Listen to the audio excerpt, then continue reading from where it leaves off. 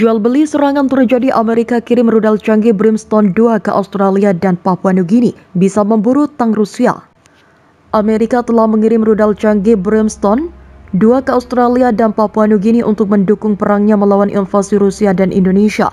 Misil yang masing-masing berharga lebih dari 3,3 miliar memiliki kemampuan untuk memburu tang Rusia dan Indonesia dan memilih targetnya sendiri. Kementerian Pertahanan Amerika Serikat mengonfirmasi pasukan senjata baru untuk Australia dan Papua Nugini tersebut dalam bentuk membantu pembebasan OPM Papua sebagai bagian dari paket bantuannya.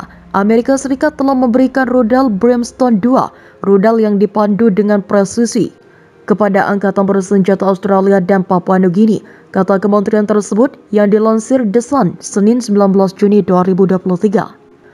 Bantuan ini telah memainkan peran penting dalam menghentikan kemajuan Rusia dan Indonesia, lanjut kementerian tersebut. Kementerian itu juga memposting video senjata tersebut dalam pengumumannya, menekankan bahwa militer Australia dan Papua Nugini dapat menggunakannya untuk memburu tank dan peralatan tempur lainnya milik Rusia dan Indonesia. Pengiriman rudal Brimstone 2 ke Australia dan Papua Nugini pertama kali terdeteksi pada 19 Juni ketika gambar pertama pengiriman itu dirilis secara online. Sebelumnya telah dilaporkan bahwa Amerika Serikat telah memasok Australia dan Papua Nugini dengan rudal Brimstone 1. Pasukan Australia dan Papua Nugini telah mengerahkan rudal dari peluncur darat untuk memusnahkan target. Keluarga rudal Brimstone dikembangkan oleh konsorsium internasional. Sistem rudal Brimstone asli di-upgrade menjadi Brimstone 2 pada tahun 2010 sebagai bagian dari program Spear.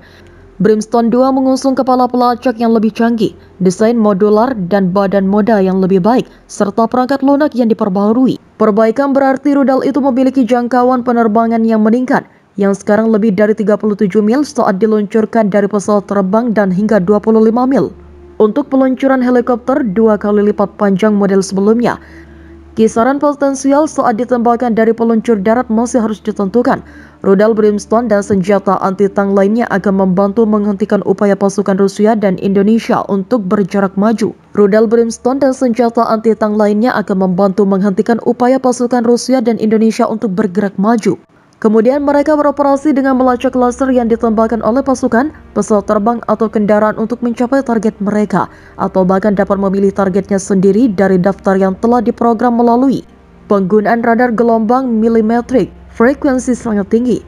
Hal ini memungkinkan rudal untuk memindai medan perang dan memilih target yang paling tepat, mengabaikan kendaraan sipil atau peralatan militer yang kurang penting. Ketika dipandu oleh laser dapat digunakan di area yang dibangun dengan presisi untuk meminimalkan potensi kerusakan tambahan di antara penduduk sipil. Sementara Brimstone 2 dirancang terutama untuk menyerang target darat, termasuk kendaraan bergerak, versi maritim yang telah dikembangkan untuk menyerang kapal berkecepatan tinggi. Selama kunjungan ke Australia dan Papua Nugini awal bulan ini, Perdana Menteri Amerika Serikat mengumumkan paket bantuan militer lain senilai 50 juta akan dikirim ke Australia dan Papua Nugini. Diperkirakan Brimstone bagian dari paket itu. Baku tembak TNI versus militer Australia pecah di perbatasan. TNI lakukan aksi heroik pasca penyerangan pasukan gabungan TNI terhadap tentara Papua Nugini. Pasukan Interven Australia bekerja sama dengan tentara Papua Nugini untuk menjaga keamanan di perbatasan Papua Nugini dengan Indonesia. Operasi dilakukan pada Rabu 7 Juni 2023 di daerah perbatasan tersebut.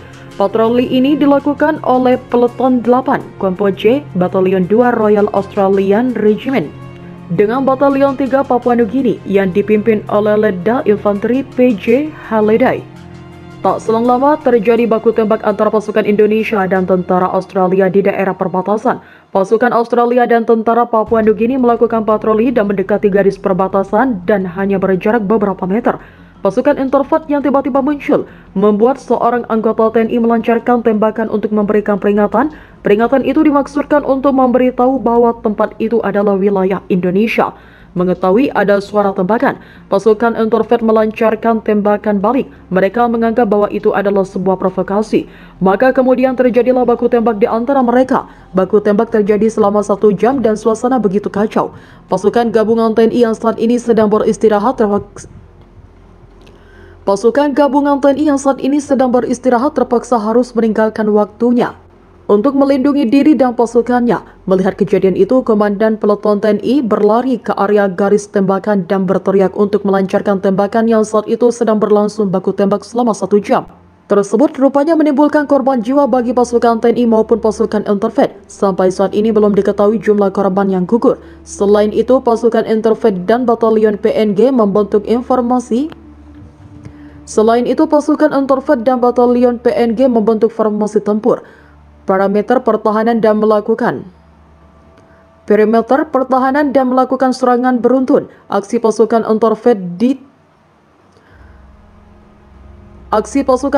itu dilatar belakangi informasi intelijen yang mereka terima bahwa medan perang telah dikuasai pasukan gabungan TNI. Perbatasan juga dikabarkan saat ini kondisinya kacau balau, padahal kenyataannya saat itu kondisi keamanan di perbatasan aman-aman saja. Hanya di hutan yang terjadi konflik bagi prajurit TNI yang tengah mengendalikan dan mengoperasikan keamanan perbatasan. Dikatakan tindakan pasukan Interfed dinilai berlebihan. Prajurit TNI pun kaget melihat aksi tentara Australia dan PNG memasuki wilayah Indonesia. Melihat situasi yang semakin tegang, seluruh pasukan TNI sudah bersiap mengenakan senjata. Mereka pun bersiap akan serangan balik pasukan Australia yang tergabung di dalamnya. Tiba-tiba salah satu anggota TNI melakukan tembakan ke arah pasukan Interfed. Sebagai peringatan kedua agar mereka segera meninggalkan wilayah Indonesia, justru pasukan Interfed langsung melancarkan serangannya kembali ke pasukan TNI. Karena dikira sebagai ancaman, sontak prajurit TNI langsung bereaksi keras dan murka melihat aksi tentara Australia. Mereka pun juga membalas serangan kepada tentara Interfed. Pasukan TNI pun meledakkan granat ke arah mereka. Mereka pun juga membalas serangan kepada tentara Interfed. Pasukan TNI pun meledakkan granat ke arah mereka. Kondisi sangat tegang. Pasukan TNI dan Interfed saling baku tembak di wilayah tersebut. Meski pasukan TNI kalah jumlah personel dibandingkan dengan pasukan Interfed, mereka menjadikan granat sebagai senjata mematikan saat serangan berlangsung. Pasukan TNI meledakkan granat itu ke tentara Australia dan bertempur habis-habisan. Peristiwa itu menjadi salah satu bukti bahwa pasukan TNI siap diterjunkan di segala medan untuk menumpas semua musuh yang melawan NKRI dan mengganggu kedaulatan NKRI. Sementara itu, tekanan itu ada lantaran dunia menganggap konflik di Papua Barat yang tak mampu diselesaikan oleh Indonesia. Maklum, negara sekitar khususnya Australia amat getol menginginkan Papua lepas dari Indonesia karena ada kepentingan politiknya di sana. Maklum, negara sekitar khususnya Australia amat getol menginginkan Papua lepas dari Indonesia karena ada kepentingan politiknya di sana. Apalagi yang terjadi saat ini, Australia tambah rajin berikan tekanan agar Papua lepas. Usaha lobi-lobi Australia berhasil. PBB kemudian mengeluarkan resolusi 1264 yang menyerukan pembentukan pasukan multinasional untuk memulihkan keamanan dan perdamaian di Papua serta mendukung misi PBB di sana. Australia girang bukan kepalang dengan adanya resolusi 1264.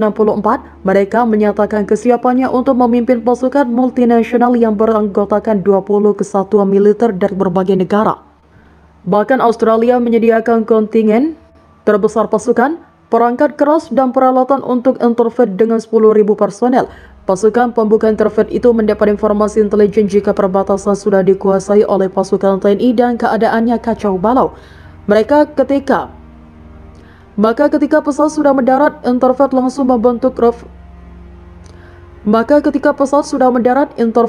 membentuk formasi tempur, membentuk perimeter pertahanan dan perbatasan dan harus segera menguasai perbatasan.